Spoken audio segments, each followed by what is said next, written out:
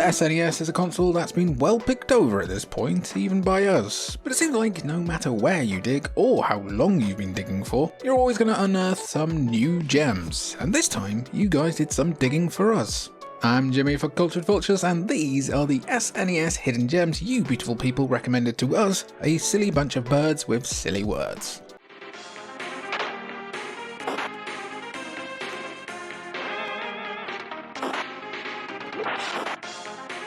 Yeah, coming out the gate strong here, as we bet we're not the only ones who looked perplexed or scared about how to pronounce it upon seeing the name Rudra no Hiho, after it was suggested to us by Mr. Bigall with the comment, Rudra no Hiho, a very good JRPG, very unknown. We simply had to find out more. Roughly translated into Treasure of the Rudras, which is just what I'm calling it from now on so the Duolingo bird doesn't peck my eyes out, Treasure is a Japan-only SNES RPG released in 1996, a year after the release of the PS1. If that's not mind-boggling enough for you, Treasure of the Rudras was the last game that Square developed for the SNES, known in Japan as the Super Famicom. Far from being another copy-and-paste RPG, Treasure of the Rudras is a wholly unique beast, with its Indian religious influences being the most obvious example of that. Pulling from the Wheel of Time concept, Treasure of the Rudras depicts a world that's destroyed every 4,000 years, with the game picking up just 15 days before the supposed end of humanity. Players can select from 3 different scenarios, playing through them as they wish and making choices that affect the other scenarios. Leave a relic somewhere on day 5 and you can pick it up as someone else after that day. What's most interesting though is the game's custom magic system, which allows you to write down different katakanas or English phrases inside an in-game grimoire. Doing so will unlock different portions of a mantra that can be put together to create devastating spells. It's all pretty neat experimental stuff. If you feel like playing the game yourself, there's some English fan translations knocking about, though shockingly this rare SNES RPG isn't the priciest one ever made. It's no secret how expensive those things are generally.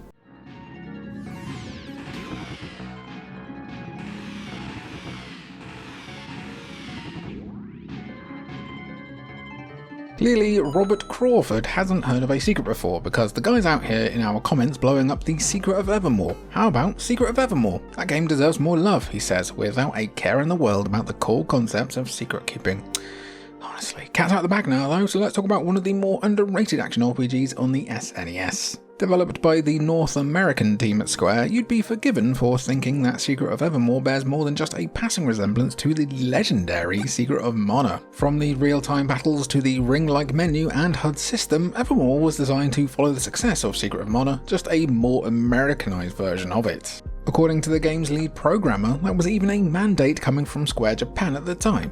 Quite why they'd copy their own product so brazenly is weird, but logic goes out the window when you're on 90s gaming executive levels of cocaine, I guess. While Secret of Evermore is set in the titular world, the game actually opens with the player character, a young boy from Podunk, USA, being teleported to this magical world thanks to the ever-reliable reason of laboratory malfunction shenanigans. Accompanied by his local dog-turned-transforming wolfhound, the boy explores the 4 different kingdoms of Evermore, each with their own take on specific time periods in human history, while discovering more about the purpose of the hidden laboratory and an ill-fated experiment in Podunk some 30 years prior. Now that Square Enix has re-released Secret of Mana on all platforms, maybe it's time for an Evermore re-release, but the idea might be a bit alien to them.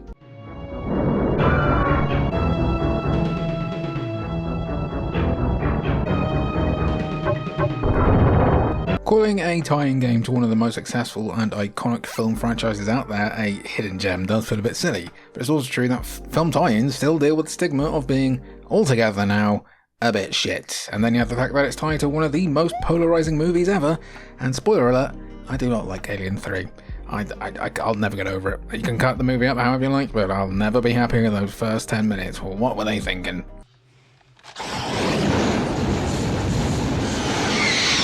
Lekan Repost 6732? Close enough, right? Would like the world to know that the Alien 3 game at least deserves re-evaluating. The graphics are nice, the sound is amazing, and the gameplay is solid. Plus, the atmosphere is creepy. Released in 1993, a year after the film's theatrical release, the SNES version of Alien 3 is actually one of 4 different versions of Alien 3 that were developed for various platforms. While the Game Boy version is top-down and focuses more on exploration, puzzle solving, and survival, the other 3 versions are side-scrolling action platformers that see Ripley opening pulse rifle fire on hordes of xenomorphs. However, it's the SNES version that's arguably the most advanced and compelling option. Instead of just running through levels, blasting aliens and rescuing prisoners, each stage tasks Ripley with completing other objectives like fixing the pipe, repairing parts of the ship, shooing away executives from 20th Century Fox, and more. It looks great and sounds pretty decent, and overall holds up far better than the weird clip art special effects in the movie itself. While later Alien games would shift the needle more, big up to Aliens vs Predator, you're a real one, Alien 3 still deserves to be celebrated as an excellent shooter/platformer on the SNES, or on whatever certain device you choose to run it on.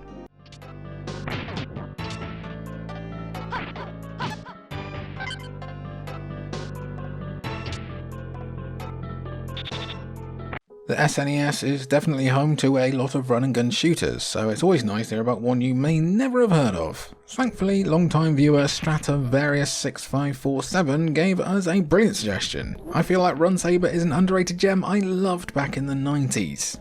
A shooter published by those little legends at Atlas a few years before they'd find incredible success with Persona, Run Saber naturally has an overcomplicated and ludicrous plot that's barely covered in game when there's an explosion happening every nanosecond. Basically, the Earth has reached a point of no return with pollution until a scientist emerges with a wonder chemical that can soak up all the pollution. Psych! The chemical actually turns humans into angry mutants, and the scientist now has an army to rule what's left of Earth. That's kinda slick, not gonna lie, can't be mad at that. He saw his chance and he took it. Humanity lays its hopes on 3 cyborgs, but because there's not enough premise yet, one of the cyborgs has gone rogue, with you controlling one of the 2 who remain. Again, the plot is packed tighter than my skinny jeans with each passing year of my 30s, but all you need to know is that you're blasting monsters across 5 different stages on this ruined Earth. The gameplay is heavily reminiscent of the likes of Strider, while the monster and environmental design calls to mind franchises like Alien. Perhaps a alternative titles at one point, HR Gunstar Heroes. Who's to say? As for the monster design, there's a variety and imagination on show here that makes Run Saber one of the most visually distinct games on the entire platform, and you can already say it isn't at least worth a look. Good shout, Strat, good shout.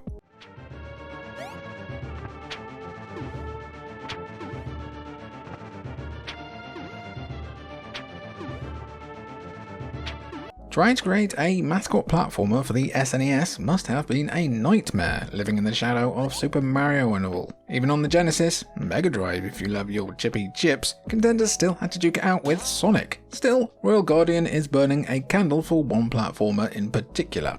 Here's one, RD Lightfoot, nice little platformer. Thumbs up emoji. Cheers, Dad.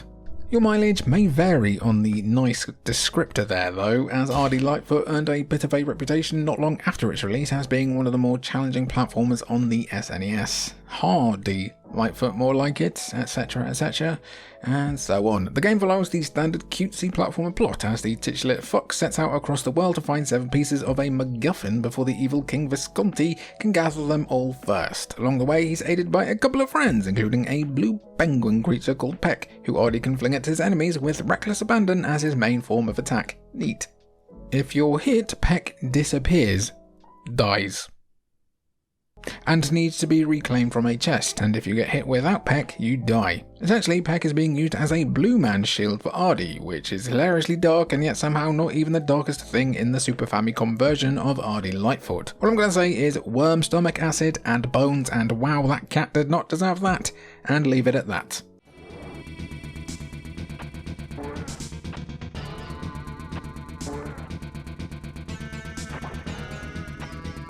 Capcom were prolific when it came to porting their coin-op arcade games to the SNES, and while most of them weren't arcade-perfect ports, they still formed wonderful core memories for many SNES owners. That would include with a suggestion, Magic Sword 1992 would be my favourite forgotten SNES game.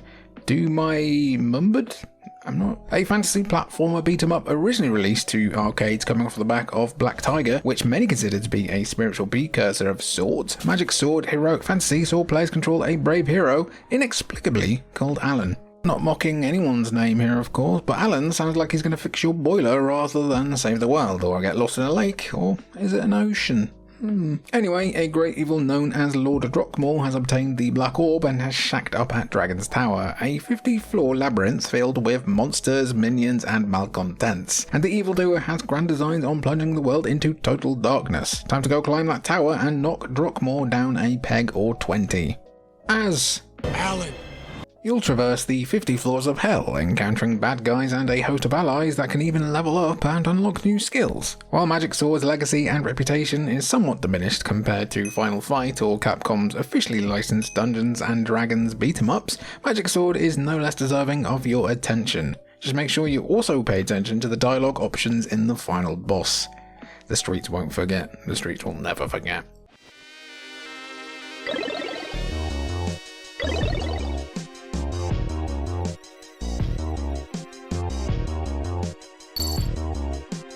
You might not think it, but sometimes us humble curators of retro content are asked to perform acts to the benefit of the public's health and safety. You might be confused to learn this, and we were too, so let Space Sergeant 101 explain themselves. What? No toddlers? I've been diddled again! In the interest of stopping some kind of public incident, let's talk about Toddlers, a Lemmings-inspired puzzle game that was originally released for the Amiga before being remade for the SNES. Toddlers sees players trying to corral the titular toddlers to the teleport exit, dodging traps, hazards, and zombie toddlers along the way. The word toddlers already sounds like pure nonsense, doesn't it? Like Histombala or non-fungible. While the Lemmings influence is immediately obvious, Toddlers differs from Lemmings in a few key ways. Firstly, you actually control your own character instead of playing as an omnipotent source guiding the creatures. Secondly, how you guide the creatures is massively different, as instead of bestowing jobs like in Lemmings, you plant and erase blocks to form a path for the Toddlers. Certain blocks have special effects, thereby creating the challenge. Oh, and there's also zombie Toddlers that can kill you and friendly Toddlers.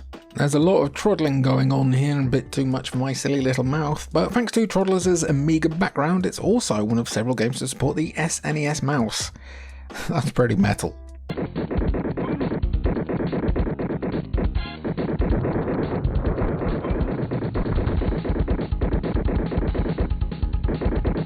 Look, we get it, we hear you loud and clear. After including Cybernator in our sadly forgotten SNES games video, we were inundated with literally a handful of comments about how Metal Warriors is better, or at least deserves a mention. Well, who are we to argue with that? This is Democracy Manifest, people! Created mostly by the LucasArts team responsible for Zombies Ate My Neighbors, an absolute whipper for all time, Metal Warriors follow Stone, a lieutenant of the titular rebel group fighting against the evil Dark Axis Empire.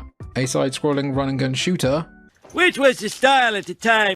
Metal Warriors and Cybernator share a lot of similarities, as you control a giant mech suit going ham in the enemy's bases, blowing up everything that moves. Where Metal Warriors differs greatly from Cybernator is in both the choice of mechs, as you get to choose from 6 mechs each with their own weapons and abilities, and a backpack can be fitted with additional weapons found in the game's 9 levels, including rocket launchers and gravity inverters. And if that's not enough variety for you, you can even ditch the mech entirely and run around on foot. Granted, you'll get turned into wallpaper paste instantly if one of the mech weapons flies in your general direction, but humans can get to places mechs can't, providing excellent scouting opportunities. It's like 2D Titanfall, and the slimmest chance I get to mention Titanfall, I'm going to mention Titanfall. As run and gun shooters go, Metal Warriors ranks among the most ambitious on the SNES, and yet it manages to live up to those lofty goals even today. It's pretty super.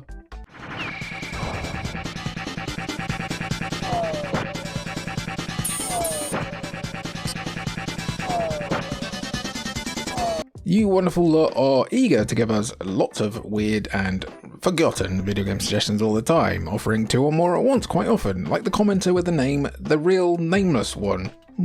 Something doesn't add up there, my boy. 2 games I would recommend to take a look at are Super Valis 4 and Ys 3, Wanderers of Ys. Both have fast-paced action, good music, and nice visuals with a heavy dose of difficulty.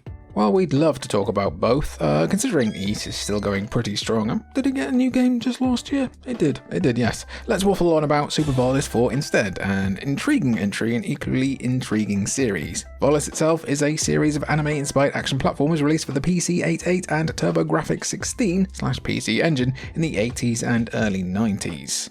While you might not have heard of them, Valis was decently beloved at the time, so much so that attempts were made to bring Valis to the SNES and Sega Genesis, with Super Valis 4 and Sid of Valis respectively. What's more interesting though is the SNES version of Valis 4 is pretty different from the original game.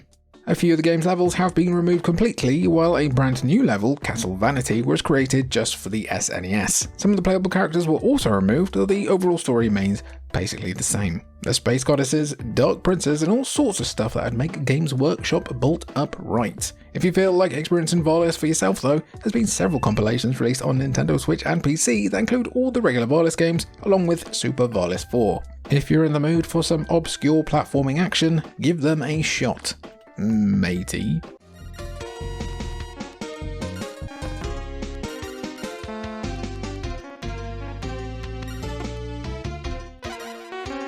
Ask most small kids what they love to be when they grow up, and a lot of them would probably say pirate. All of us 30-plus-year-olds managed that pretty early on when downloading Linkin Park Numb Not A Virus.exe from LimeWire. Every 1 hour I waited for one song to download was more than I could take. Presumably not lost in the undertow, Jazzy921 offered a SNES game that provides a safe alternative for your PC, and also a game that we previously shouted out in our SNES games ahead of their time video. Uncharted Waters and its sequel New Horizons play differently than most of the games that came out on the SNES. While both games do a great job at depicting life on the high seas, the amount of improvements offered in the sequel make it worth recommending. At their core, both Uncharted Waters games set players off as a legend to be during the Age of Discovery, sailing the oceans in search of new land, new treasure, or just someone else's ship to rob. New Horizons offered 6 different protagonists, each with their own job role that defined what they'd taken to the seas for. Whether it's a pirate, a merchant, a privateer, or an explorer, your style of sailing is well represented here.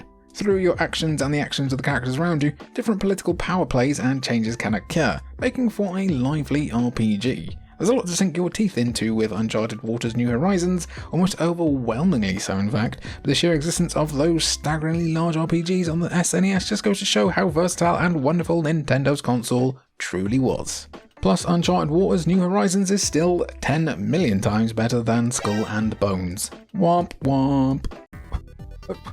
Outro gang, we did it again.